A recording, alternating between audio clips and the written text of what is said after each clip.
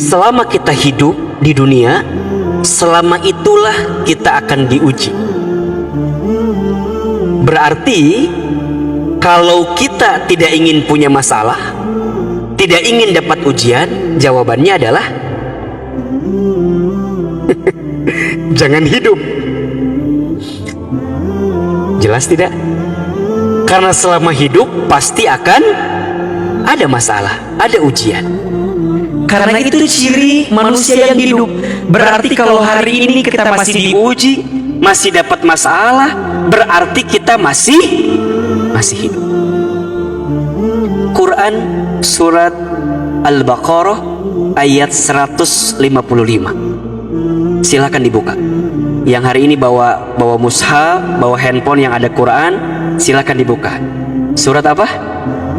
Al-Baqarah ayat 155. Yang di rumah juga boleh, sambil ngaji, sambil belajar, silahkan dibuka. Surat Al-Baqarah, surat kedua, ayat 155. A'udzubillahi minasyaitonirrajim. Bismillahirrahmanirrahim. Walanabluwannakum, dan pasti kami, kata Allah, akan menguji kamu sekalian. Ada ayatnya ya, walanabluwannakum, dan pasti. Di sana ada lam, lamnya lam taukid. Dalam ilmu nahwu lam taukid itu lam kepastian gitu. Jadi kalau kita terjemahkan, dan pasti kami, kata Allah, akan menguji kamu sekalian. Siapa kamu sekalian itu? Kum, manusia. Jadi setiap manusia akan diuji, baik dia beriman tidak beriman, baik dia laki-laki ataupun perempuan, tinggalnya di kota ataupun di desa, dalam keadaan lapang maupun sempit, kaya ataupun miskin, semua kum akan diuji. Kata siapa ini? Kata siapa? Kata Allah. Dan kami pasti akan menguji kamu sekalian bisyai'in, dengan sesuatu yang sedikit. Dengan sesuatu yang sedikit. Berarti ujian hidup itu banyak atau sedikit? Banyak atau sedikit? Sedikit. Yang seringkali nganggap banyak siapa? Allah atau kita? Kita. Kata Allah, ujian itu sedikit. Yang banyak apa? Nikmat. Kadang-kadang kita suka ketukar. Kalau ngitung nikmat sedikit, kalau ngitung ujian banyak. Betul tidak? Kalau ngomongin masalah seakan-akan paling banyak masalahnya. Ya kan? Ada orang tuh kalau udah ngomongin masalah seakan-akan dia paling bermasalah. Ustadz, saya mah begini, ngeluh terus. Udah kalau ngeluh, dari ujung ke ujung diceritain. Betul apa enggak? Di sini ada yang begitu apa kagak? Yang mana orangnya tuh? Jadi ujian itu memang akan dihadirkan, tapi jumlahnya sedikit. Bisyai'in, dengan sedikit saja. Tapi sedikit di sana akan terus menerus, maksudnya begitu. Jadi selama hidup akan terus menerus diuji. Hanya bagaimana cara kita menangkap ujian itu. Apa di antara ujian yang akan dihadirkan? Satu, minal khauf. Manusia akan diuji dengan hati yang takut, khawatir, gelisah, resah, galau. Apa ujian pertama? Hati, takut. Takut apa Ahilman? Takut aja. Coba Bapak Ibu, hari ini ada nggak yang ditakutkan? Takut apa? Takut apa? Ya takut dah. Ya, ibu punya suami ganteng, takut nggak bu? Ibu punya suami kayak Ahilman, takut nggak? Bukan berarti saya ganteng ya, ini mah kira-kira aja gitu. Ibu punya suami kayak saya, takut nggak bu? Nah, takut apa? Tuh kan, takut kawin lagi katanya. Padahal belum tentu, doakan saja. Padahal belum tentu. Takut diambil orang, ya kan? Punya suami pas-pasan, takut nggak? Takut apa? Takut malu-maluin di bawah kondangan. Takut, ya? Anak jauh takut ngangenin, anak deket Takut. Dulu waktu kerja pengen resign, pengen mulai usaha, ya kan? Habis mau mulai usaha takut apa? Takut rugi, takut bangkrut, takut. Manusia. Ini nih yang belum pada nikah. Mau nikah apa gak? Ada calonnya. Nah itu masalah kita kan ya. Coba nih Ahilman tanya nih yang mau nikah, kira-kira pas mau nikah takut nggak? Takut apa? Kan? Nanti takut nggak bisa ngasih makan sama anak orang, ya nggak? Iya, takut nggak bisa ngebahagiain, takut gitu. Ujian pertama, manusia boleh jadi ketemu dengan rasa takut. Hari ini kita takut terkena COVID-19, ya. Maka protokol kesehatan dipastikan dijaga dengan baik. Kemudian yang kedua, manusia akan diuji dengan wal ju'i dan kelaparan. Urusan apa? Urusan perut. Sampai ada bahasa besok mau makan apa, kan gitu ya. Karena takut urusan apa? Urusan perut. Sehingga tidak sedikit orang yang sikut kiri sikut kanan, ya kan?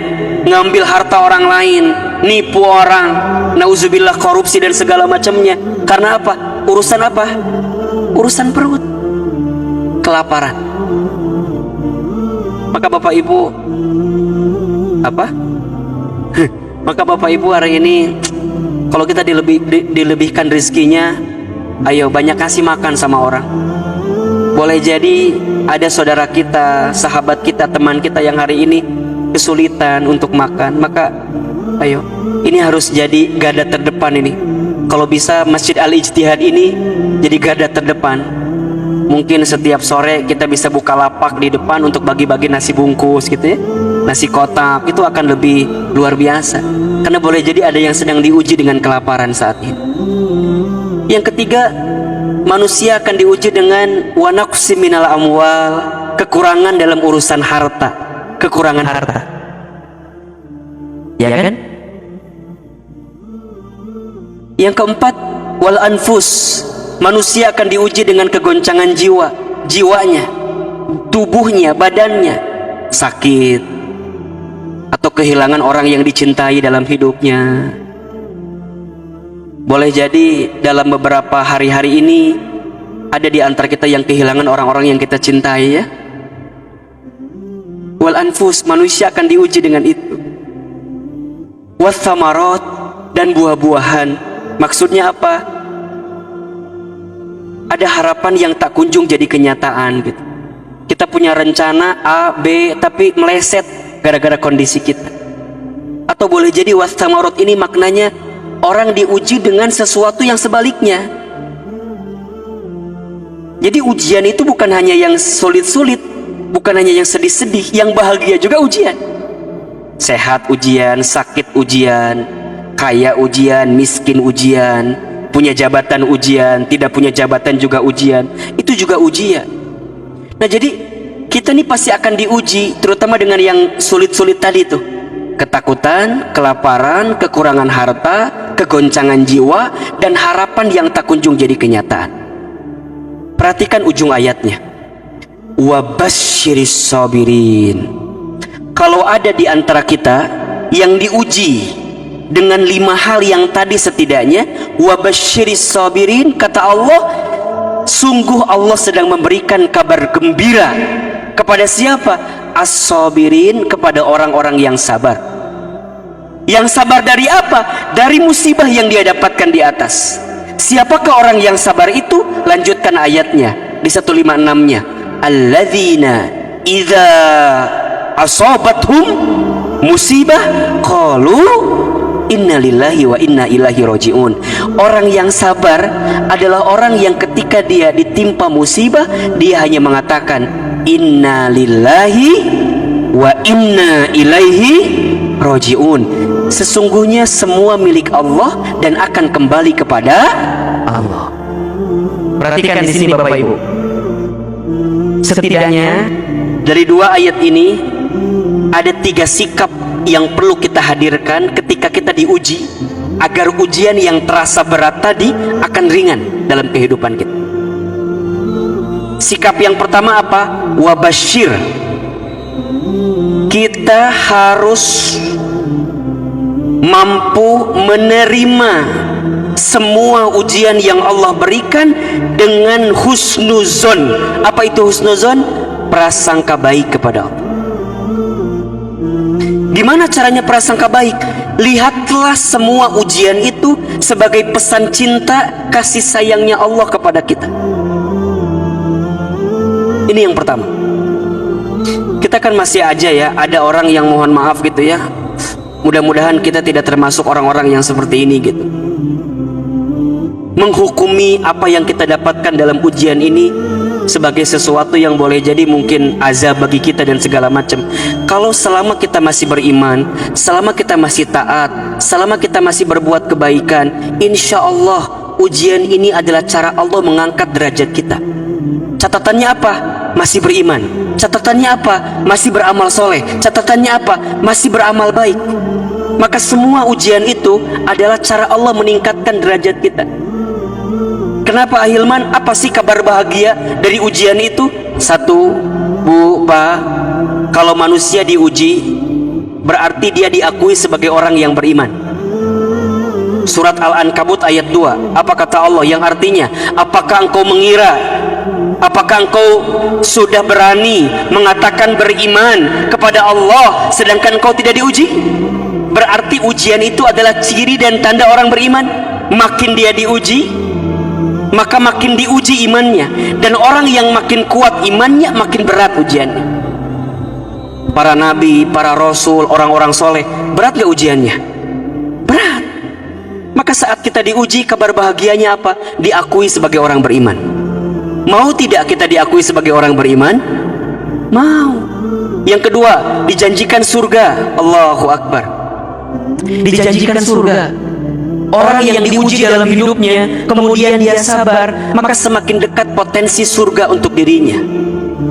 Bukankah ketika nanti masuk surga, di setiap pintu surga ada malaikat yang menyambut kita dengan panggilan Salamun alaikum bima sabartum. Ar-Ra'd ayat 24. Selamat untuk kamu sekalian yang apa? Yang sabar. Kenapa dia sabar? Karena dia diuji. Berarti kalau dia diuji, dia sabar, dia makin dekat dengan apa? Surga. Yang hadir di sini mau masuk surga atau tidak? Mau atau tidak? Maka catat kalimat ini. Orang yang diuji dalam hidupnya, kemudian dia terima ujian itu dengan baik, dia berlapang dada, dia husnuzon, maka ringan hisabnya ketika nanti berjumpa dengan Allah. Kenapa? Karena ujiannya sudah didahulukan saat dia di dunia. Tergantung sikap kitanya. Yang ketiga, orang yang mendapatkan ujian tiada lain sedang diampuni dosa-dosanya, dihapuskan dosa-dosanya. Hadis riwayat muttafaqun alaih, Rasulullah SAW pernah bersabda, tidaklah rasa sakit yang diderita, gelisah yang dirasakan, duka cita yang didapatkan, musibah yang dia peroleh, kemudian dia bisa terima itu semua, kecuali saat itu Allah ampuni dosa-dosanya. Maka ini pesan kabar bahagia, kabar gembira bagi kita yang sedang sakit. Terima sakit itu. Tentu kita nggak mau sakit, tapi kemudian kita harus sakit. Yang sedang sulit, yang sedang berduka, yang sedang bersedih, terima. Boleh jadi di dalamnya ada ampunan dosa dari Allah Subhanahu wa Ta'ala. Keempat, disiapkan kebaikan. Hadis riwayat Bukhari, Rasulullah SAW menyampaikan, man yuridillahu bihi khairan yusiba minhu. Barang siapa yang diinginkan oleh Allah kebaikan dalam hidupnya, maka yusiba minhu, Allah akan berikan musibah kepada dirinya.